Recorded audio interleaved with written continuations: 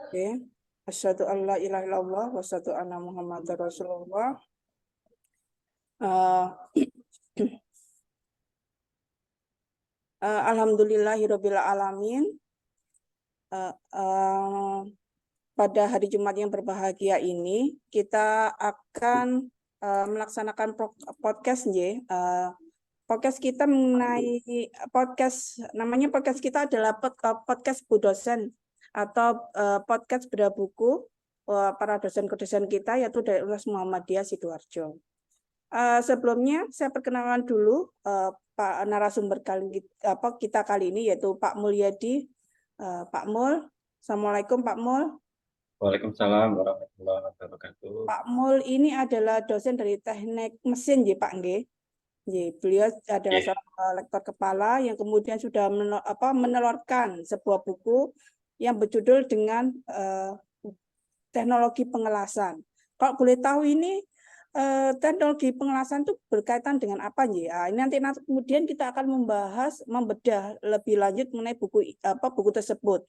Kenapa buku ini menjadi pilihan pertama dalam podcast kali ini? Bisa jadi mungkin adalah pengelasan adalah salah satu faktor yang membuat tim kita ya kemarin Pak ya, yang kemudian menang dalam kontes ini, kontes internasional ya di Selekon ya kalau nggak salah. Itu yang kemudian membuat kita kemudian ingin membedah mengenai teknologi pengelasan ini lebih lanjut.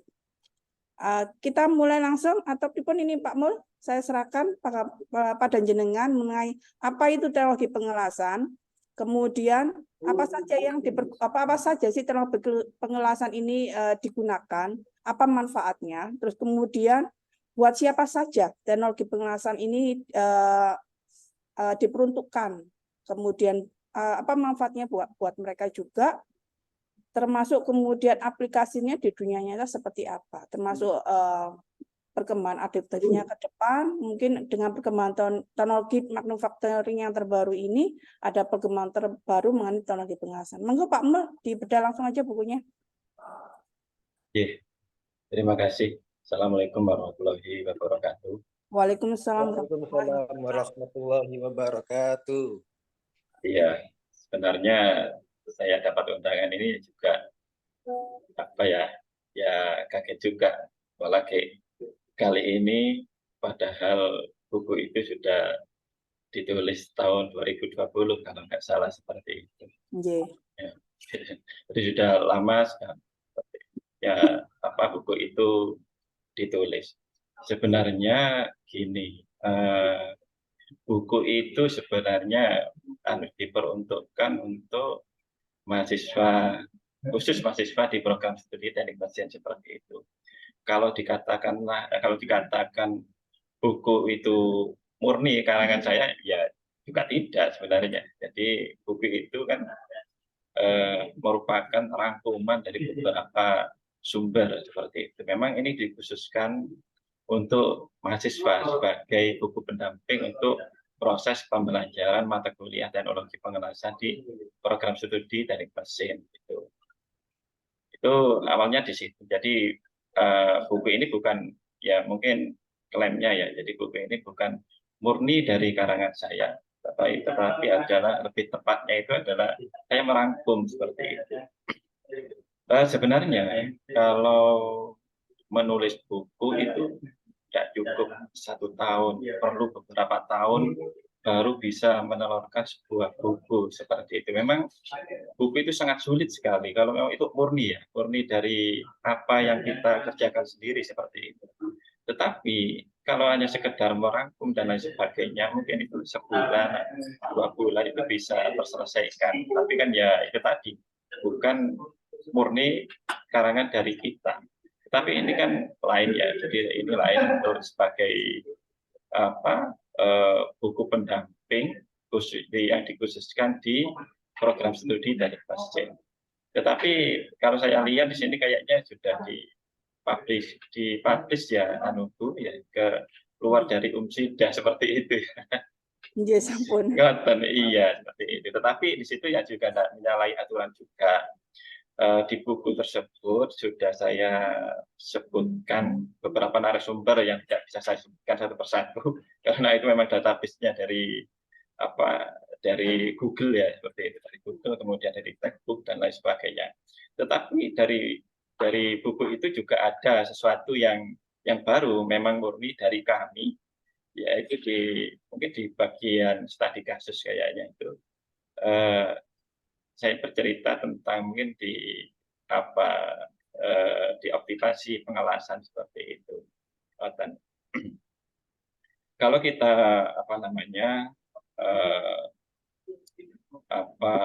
kita kalau mengupas tentang teknologi pengelasan seperti itu, sebenarnya awal-awalnya itu kan ide dasar sudah beberapa tahun yang lalu, yang mungkin sudah zaman primitif seperti itu sudah ada sebenarnya. Tetapi ya itu tadi, memang mungkin secara manusia itu kan dibekali dengan akal seperti itu. Itu dasarnya, ada akal. Kemudian kita akan membuat sesuatu kata-kata. Nah, tentunya kita itu bisa berpikir, kita itu bisa berpikir untuk mencari suatu alat bantu. Tentunya seperti itu awalnya. Ya. Jadi kalau terkait dengan pengelasan ini tentunya ada kalau kita bikin sesuatu baca produk, tentunya itu tidak dari satu part saja, tetapi lebih dari satu part atau malah banyak part seperti itu. Mungkin contohnya kita bikin kendaraan, jadi seperti itu ya. Nah, dari kendaraan itu banyak bagian-bagiannya seperti itu. Juga banyak join-joinnya. Join-joinnya itu ya sambungannya tadi. Gitu.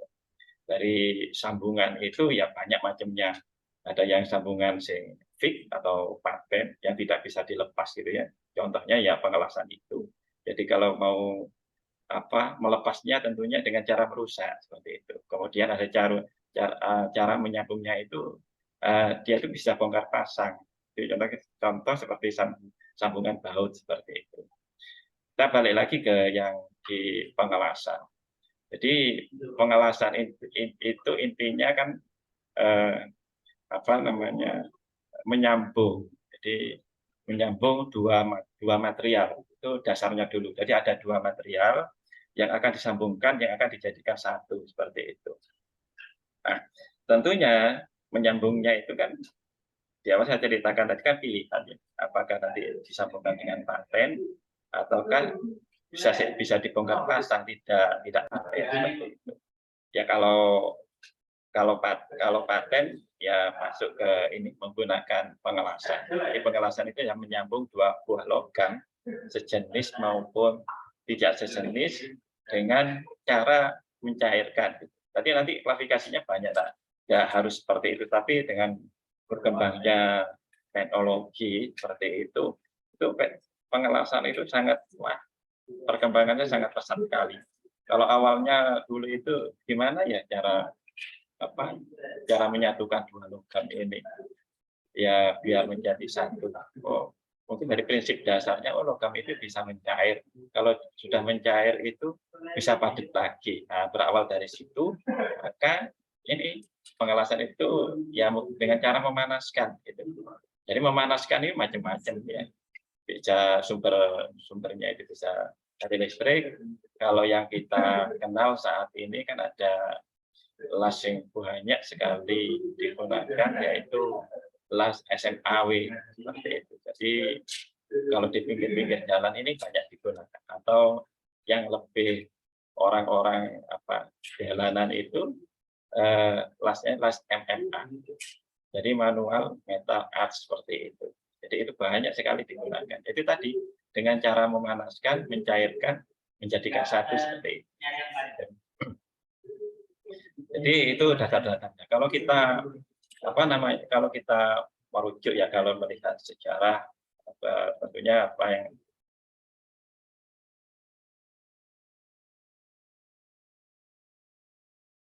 Ini apa sih?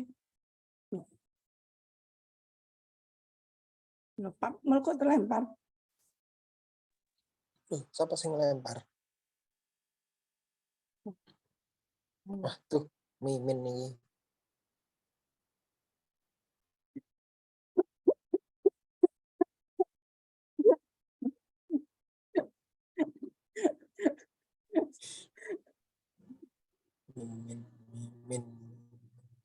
Belinan lempar-lempar.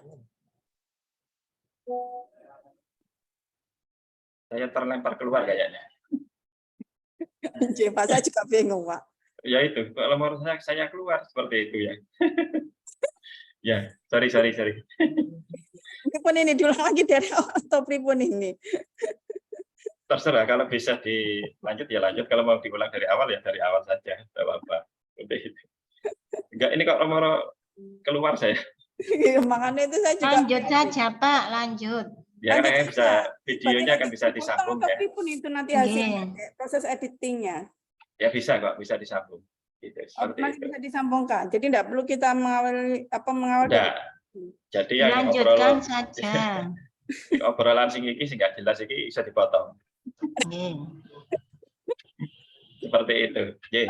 Oke, balik lagi ke sebelum ke buku ajarnya ya. Jadi kita cerita di pengelasan dulu ya, seperti awal-awalnya seperti itu. Nggih. Ya, sebenarnya kalau di teknologi pengelasan itu ono buku sih. Jadi karangannya Profesor Harsono Wiryo Sumarto. Jadi itu memang sebagai rujukan rata-rata merujuk ke bukunya beliaunya seperti itu. Beliau adalah guru besar teknik mesin listrik. Jadi buku-bukunya itu wis jos. Jadi memang wis profesor ya. Ya beda dengan kita kan sih. Ya belum apa-apa kalau dibandingkan dengan beliau. Merendah, Pak, monggo kuliah lagi. Iya, ya kuliah belum selesai ini Mas ya. Oke, seperti itu. Oke.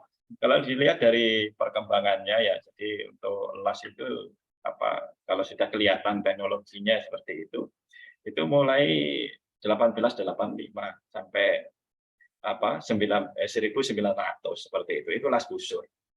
Perkembangannya ada saat itu gitu. Sampai sekarang ini masih efektif digunakan gitu. Di 1885 sampai 1900 itu LAS busur yang kita temui di jalan-jalan itu loh. Itu mulai tahun itu ada gitu. Kemudian lagi ada yang namanya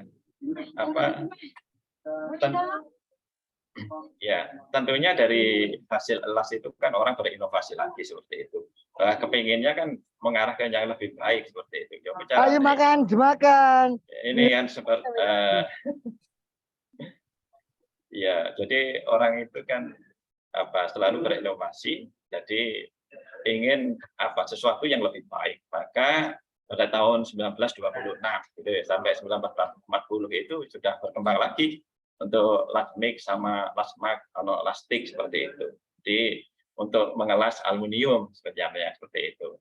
Jadi kalau menggunakan las busur di aluminium itu kan agak susah. Maka berinovasi lagi ada muncul untuk las baru ya tahun 1926 sampai 1940 itu las mikmak seperti itu.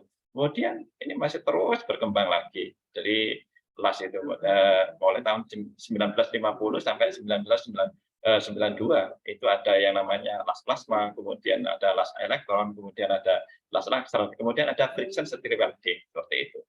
Jadi friction stir welding ini kebetulan untuk saat ini menjadi topik dari disertasi saya seperti itu. Tetapi ya ini masih dalam proses, belum selesai, ini lagi finishing untuk mengarah ke bisa segera sidang seperti itu. Nah itu dari sejarahnya seperti itu. Jadi memang perkembangannya teknologi pengelasan sangat pesat sekali. Kalau dulu orang sing mengelas itu ya, mengelas itu cenderung kan tentunya laki-laki ya.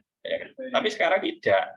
Dengan kemudahan teknologi itu, perempuan pun bisa mengelas. Tidak perlu skill tertentu, harus hebat seperti apa, tidak. Sekarang itu malah mudah lagi ya. Perempuan itu bisa mengelas gitu. Jadi tidak perlu skill operator yang harus punya sertifikat sertifikat welding seperti itu, tidak sekarang ini. Karena kecanggihan alatnya itu seperti itu. Baik, itu di awal-awal untuk perkembangan pengelasan itu seperti itu gitu. Kalau kita merujuk ke buku ya, buku yang saya tulis itu, kebetulan saya adalah pengajar di program studi teknik mesin, mengampu mata kuliah ini seperti itu. Jadi mengampu mata kuliah teknologi pengelasan. Jadi awalnya itu saya berpikir, oh anak-anak ini tidak punya tidak ada rujukan pegangan ya yang karangan dosen dewe seperti atau dosennya sendiri seperti itu. Jadi saya berinisiatif untuk menulis, merangkum. Kebetulan buku ini sebenarnya dapat hibah dari program hibah apa ya dulu itu, kalau nggak salah itu. Kalau di akhir-akhir ini kan P3I ya yang menyelenggarakan program hibah buku. Tapi kalau di awal-awal dulu itu kalau nggak salah itu di divisinya Pak Muat itu apa ya? Saya lupa itu. Saya kayaknya ikut yang programnya itu sebelum pindah ke DRPM waktu itu seperti itu. Jadi buku itu ditulis pada saat yang mengelola itu dari DA kalau nggak salah seperti itu. Kemudian untuk isi dari topik ini sebenarnya ya untuk membekali ya. Jadi untuk membekali mahasiswa itu secara umum biar mengetahui pengelasan itu seperti apa. Maka di dalam buku itu saya tulis ada kalau dilihat dari buku itu ada 8 bab kira-kira tidak salah itu ya, ada 8 bab yang masing-masing itu tentunya ada bahasannya yang masing-masing gitu. Jadi kalau di pendahuluan itu kan bisa dilihat ada di klasifikasi proses pengelasan ya, kemudian sebenarnya masih bercampur ya, jadi bercampur bukan pengelasan saja, tetapi di pendahuluan itu ada proses pemotongan juga, ada pemotongan dengan gas, ada pemotongan dengan busur listrik gitu. Jadi ini memang sebagai dasar ya dari mahasiswa itu untuk membekali mahasiswa pengetahuan tentang pengelasan. Kalau di kita di program studi teknik mesin itu mata kuliahnya itu diajarkan di semester 7. Termasuk ini adalah masuk mata kuliah keahlian atau pilihan seperti itu. Tetapi sebelum ke ini tentunya ada mata kuliah tertentu yang harus dipahami terlebih dahulu. Jadi harus mungkin paham dari material. Jadi dari material, kemudian mungkin dari sisi mekanika teknik ya sebagai syarat untuk mengambil mata kuliah ini itu harus ditempuh dulu. Kenapa sih kok harus kita mengetahui ilmu bahan dulu? Karena ini berkaitan erat dengan bahan. Jadi sebelum kita melakukan pengelasan itu kan kita mengidentifikasi dulu ini jenisnya bahan apa gitu. Tapi logika dasar. Tentunya kalau kita mengelas seperti tadi MMA tadi atau SMAW tadi kan menggunakan filler ya. Kalau filler itu bisa kalau istilah kerennya itu elektroda seperti itu. Jadi prinsip dasarnya untuk elektroda itu harus sama seperti yang akan kita las atau sama seperti yang bis metalnya seperti itu harus sama itu dulu ya. Kemudian dicairkan bersama-sama, kemudian dengan bandingan tertentu hasilnya bisa solid menjadi satu. Maka itu perlu mengetahui ilmu bahan dari situ gitu ya. Kemudian dari situ masih berlanjut lagi, masih banyak kalau diuraikan itu tentunya kita mengelas itu punya tujuan tertentu. Karena kita membuat produk apa, kemudian untuk persyaratan mekaniknya itu apa, seperti itu sangat berkaitan erat sekali seperti mata kuliah yang harus ditempuh dulu seperti itu. Kemudian kalau di di bab 2 itu saya menjelaskan masalah las busur listrik, gitu. Namanya las busur. Tentunya di situ ada ada panas, ada percikan api dan lain sebagainya. Namanya busur api untuk mencairkan antara filler sama bis metal. Gitu. Itu ada macam-macamnya. Kemudian ada pengelasan khusus di bab 3 itu. Kemudian di pengelasan khusus itu ada las listrik kerak, las gas, kemudian las resistasi listrik, kemudian ada las sinar elektron seperti itu. Jadi namanya khusus itu pilihan ya, pilihan sesuatu apa yang kita sampaikan ke mahasiswa yang beda dengan yang tadi, yang MFA tadi itu. Kemudian di bab 4 kalau nggak salah itu juga ada ada metalurgi las ya.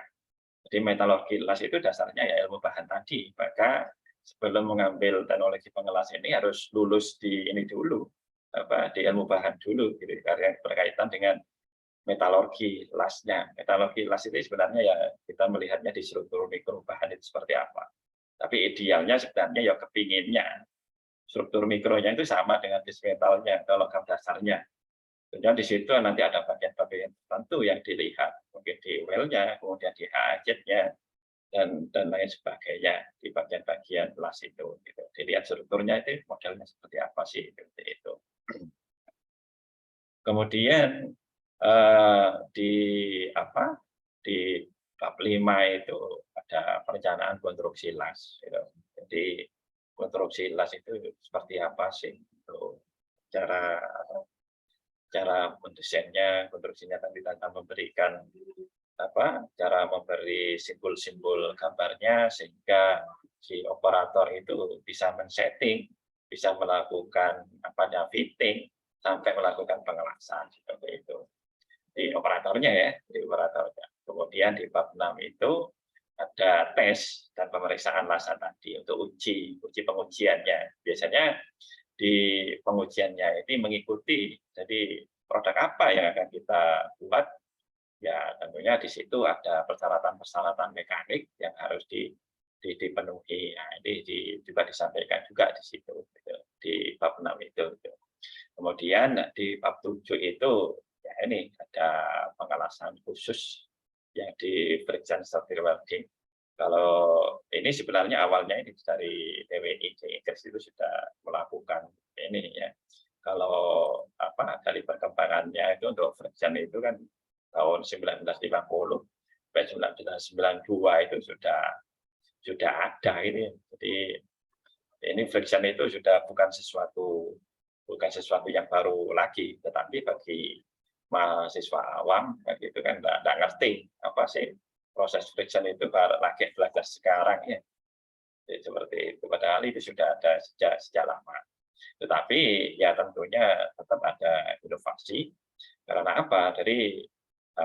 dari kalau di friction itu tentu parameter itu tidak parameter proses ya maksudnya itu ya tidak bisa digunakan untuk mengelas material yang beda.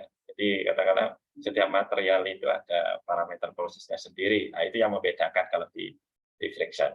Jadi memang di friction ini sangat unik, beda dengan yang lain seperti itu. Akhirnya saya tertarik untuk masuk ke friction ini, khususnya untuk di disertasi ini saya mengambil yang di friction seperti itu. Kemudian yang di bab 8 itu ada studi kasus ya itu ya. Di bab 8 itu ada studi kasus yang ini diambil dari proses penelitian. Mungkin ini yang barunya itu di sini. Ini murni dari hasil penelitian kita yang kita masukkan di situ di bagian dari buku itu. Jadi, kalau yang lain itu ya sudah kita merujuk dari beberapa sumber referensi itu tadi bisa dari textbook, kemudian dari artikel jurnal, kemudian juga dari blog ya dari bagian yang juga dari apa yang di-share orang-orang yang memang berkecimpung di dunia pengelasan seperti itu. Jadi mungkin itu gambaran isinya dari buku yang saya tulis sebagai buku pegangan mahasiswa sebenarnya. Kalau katakanlah sudah terpublish di luar ya mudah-mudahan juga bisa bermanfaat di luar sana seperti itu. Dari apa yang saya lakukan itu gitu.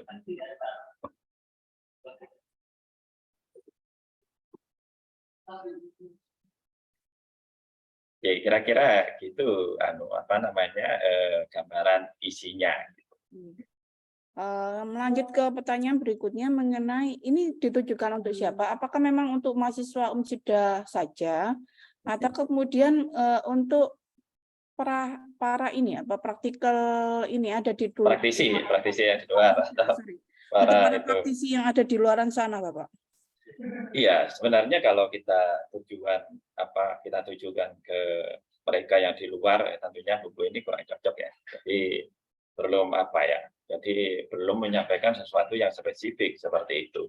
Karena sifatnya ini masih umum ya.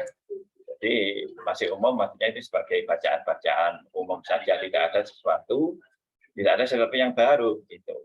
Tetapi ya bisa saja ya, karena ini rangkuman dari beberapa sumber, beberapa referensi, beberapa artikel dan lain sebagainya, ini bisa sebagai penambah untuk mereka yang memang ingin memperdalam di pengelasan, jadi tidak susah-susah mencari lagi. Mungkin dari ini bisa merangkum mereka baca-baca, dengan dasar ini mereka bisa bisa mengeksplor lagi yang lebih dalam gitu. Tetapi ini memang dikhususkan untuk mahasiswa program studi teknik mesin yang mereka mengambil mata kuliah teknologi pengelasan gitu.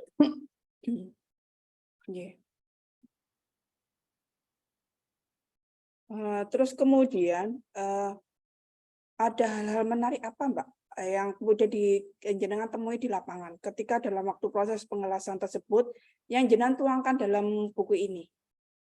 Iya. Mungkin ada Jadi, ini baru? tentunya ada, memang selalu ada kasus ya. Jadi di pengelasan ini memang kompleks seperti itu. Mungkin ini ya, kalau kita katakanlah lihat di mungkin di bengkel-bengkel yang mereka itu memang buta dalam hal teori itu, tetapi mereka ahli dalam hal prakteknya gitu. Jadi mereka itu kan setiap hari itu melakukan trial and error. Yang penting itu hasilnya bagus seperti itu, tanpa harus mengetahui teorinya seperti apa, mengetahui ilmunya itu seperti apa, tetapi mereka langsung praktek gitu. Hasilnya itu ya juga bagus-bagus seperti itu. Ya, tetapi kan beda dengan yang di akademik ya. Jadi di akademik itu teoritis itu memang harus dikuasai seperti itu, harus tahu seperti itu. Di samping prakteknya, kadang-kadang prakteknya itu yang kalah dengan yang di pinggir-pinggir jalan itu hasilnya. Jadi kita menang teori ini. Biasanya kalau orang itu ngomong stereotype, dari sopo-opo, prakteknya maksudnya itu seperti itu. Itu banyak ditemui seperti itu gitu. Karena memang kita fokusnya di teori, mengkaji dan lain sebagainya, kita bereksperimen dan lain sebagainya. Dan ketuntutan hasil seperti itu. Tapi kalau yang di luar itu kan hasil yang dikejar mereka itu harus kualitasnya itu harus bagus, tekniknya itu harus bagus. Gimana caranya agar hasilnya itu ya memang baik, tidak mengecewakan seperti itu. Itu bedanya kalau kita di akademik dan di lapangan gitu. Kemudian ini tentunya mereka itu ya tetap ada masalah seperti itu ya. Jadi tentunya yang paling riskan itu di setting parameter. Jadi kalau di las itu kan ada parameter yang harus disetting dulu gitu ya. Jadi kita lihat dengan bahan ini, ketebalan ini, model sambungan seperti ini, katakan menggunakan filler ini, kira-kira menggunakan las yang mana gitu. Kemudian parameternya itu harus seperti apa gitu. Mungkin bedanya di situ mereka mencarinya mungkin agak lama butuh waktu, mencoba-coba, kemudian dilaskan, dilihat hasilnya, coba lagi dilaskan, dilihat hasilnya seperti itu.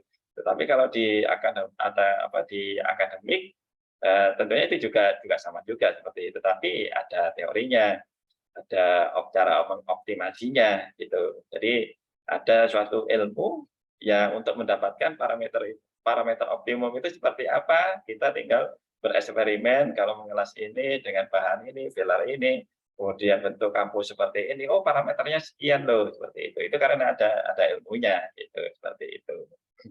Jadi uniknya ya dicoba-coba itu tadi. Jadi kalau di luar itu mencoba-cobanya kita melihat hasilnya saja tanpa harus tahu ilmunya, ilmu optimasinya. Tapi di kita itu tidak. Di kita itu memang ada beberapa ilmu khusus untuk mencari parameter optimum itu seperti apa. Itu ada beberapa metode yang bisa digunakan seperti itu. Ya, kira-kira gitu, Mbak. Oke.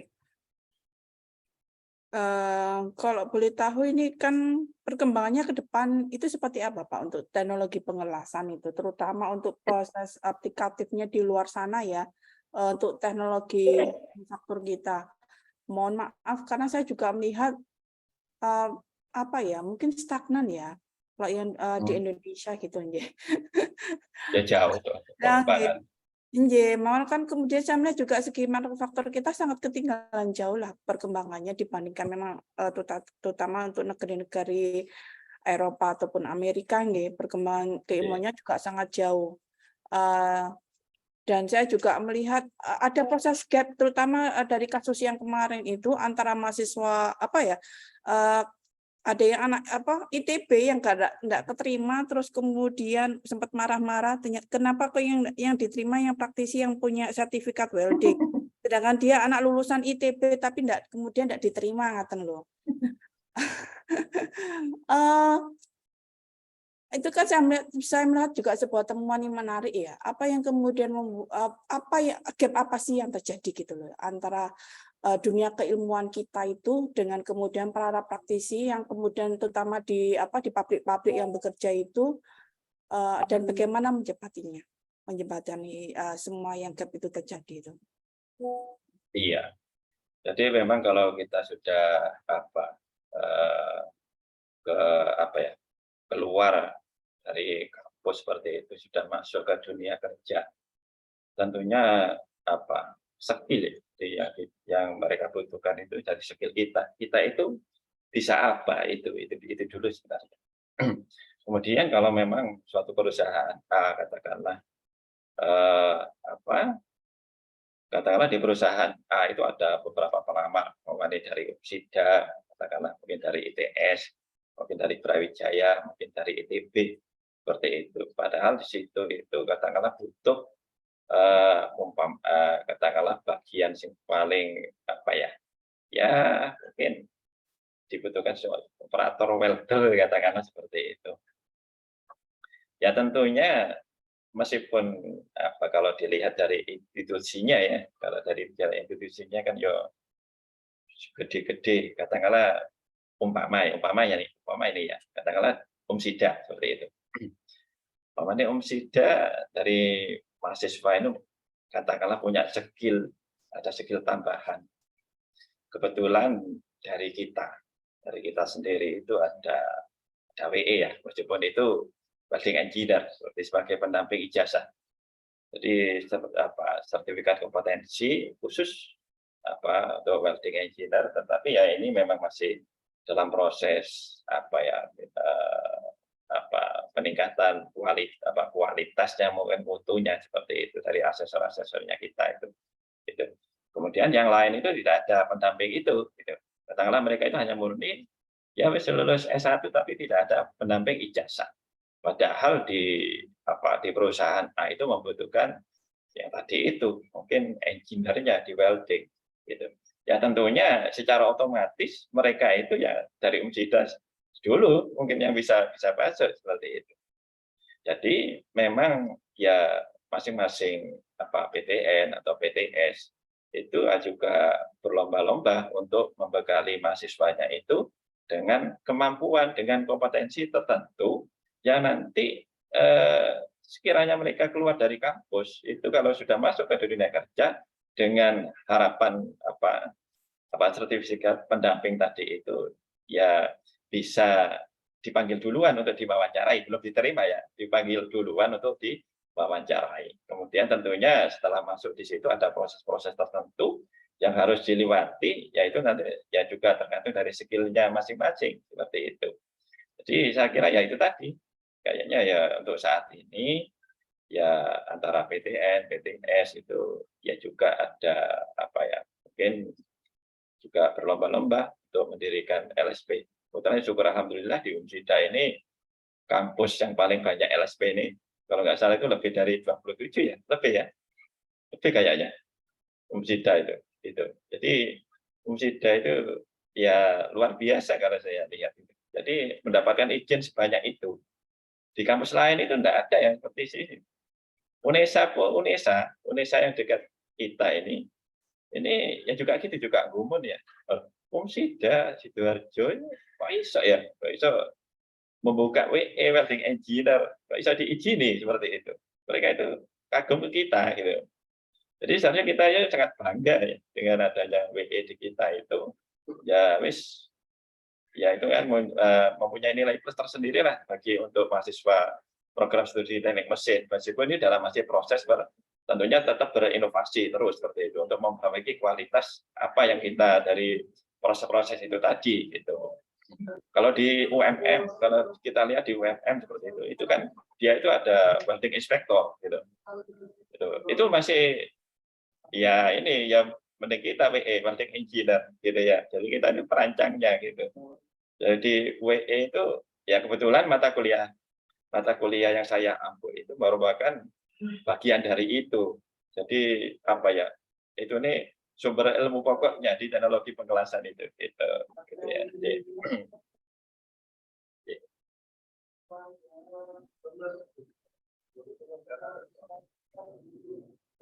Syukur alhamdulillah teman-teman. Sepertinya itu sudah mendekati waktu selesai ya Pak ya, 1 jam ya insya Allah ya.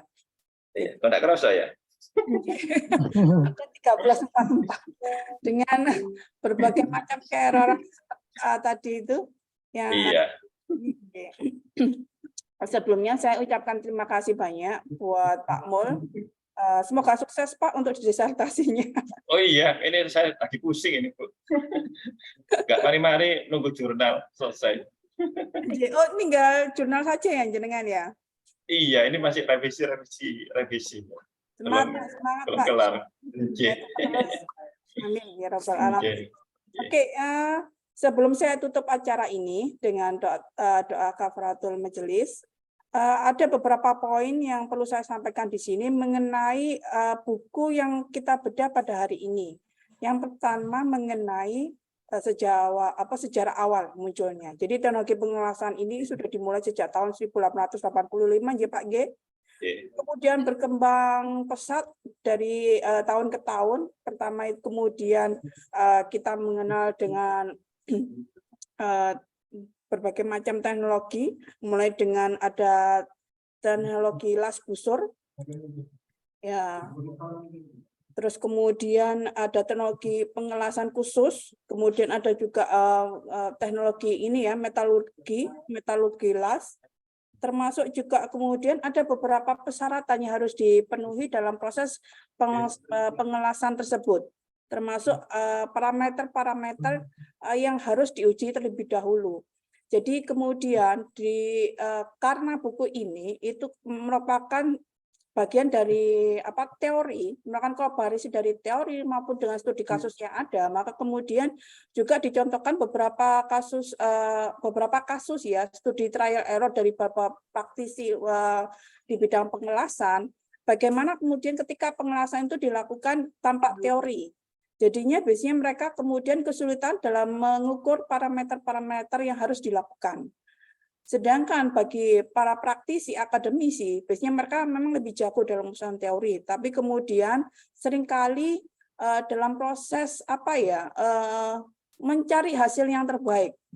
Itu yang kemudian mungkin perlu elaborasi lebih lanjut dari pihak praktisi akademisi dengan pihak yang ada di praktisi yang ada di luar, sehingga kemudian teori ini juga kemudian tercapai pada saat yang sama kita juga mendapatkan hasil yang terbaik gitu loh dalam proses pengelasan, karena pengelasan ini saya juga melihat teknologi yang sangat diperlukan dalam industri manufaktur kita ya. Banyak pabrik membutuhkan.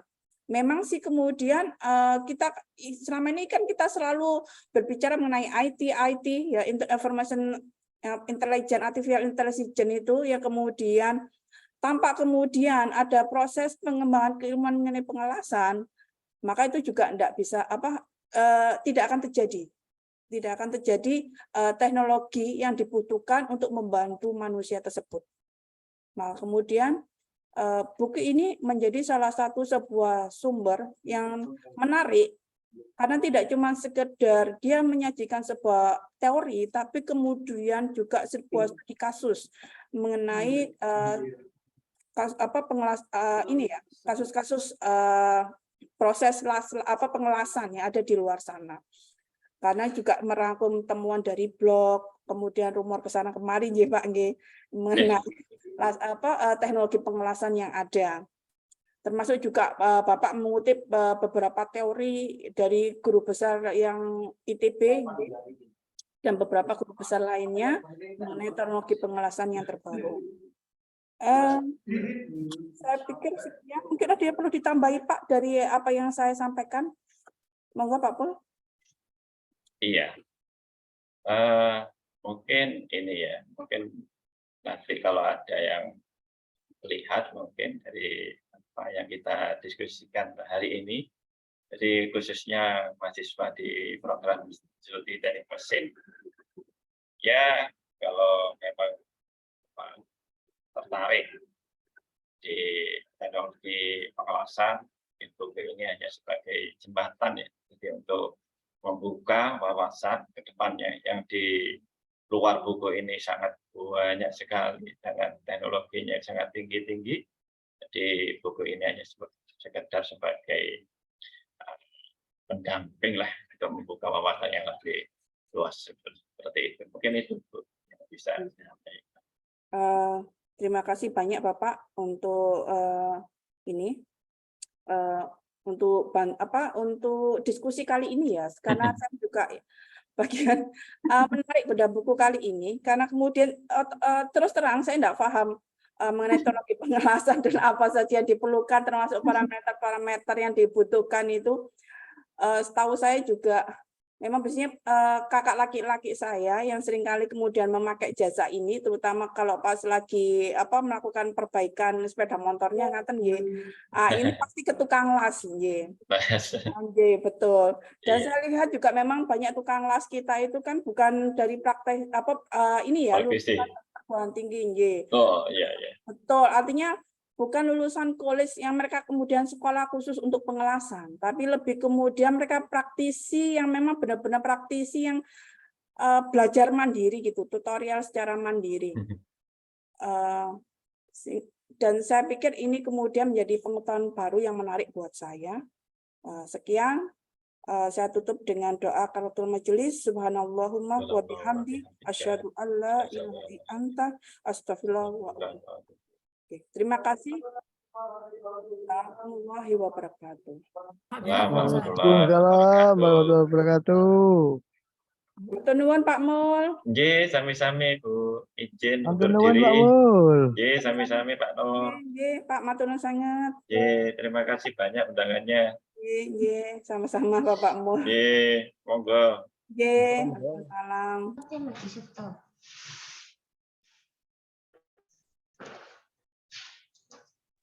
Mbak T. Oh, Surya. Wis mari ta, Makme. Stop wis Alhamdulillah. Monggo rame sedaya. Ya, Mas, terus. Gak ibu. Ana apa Pak Udi?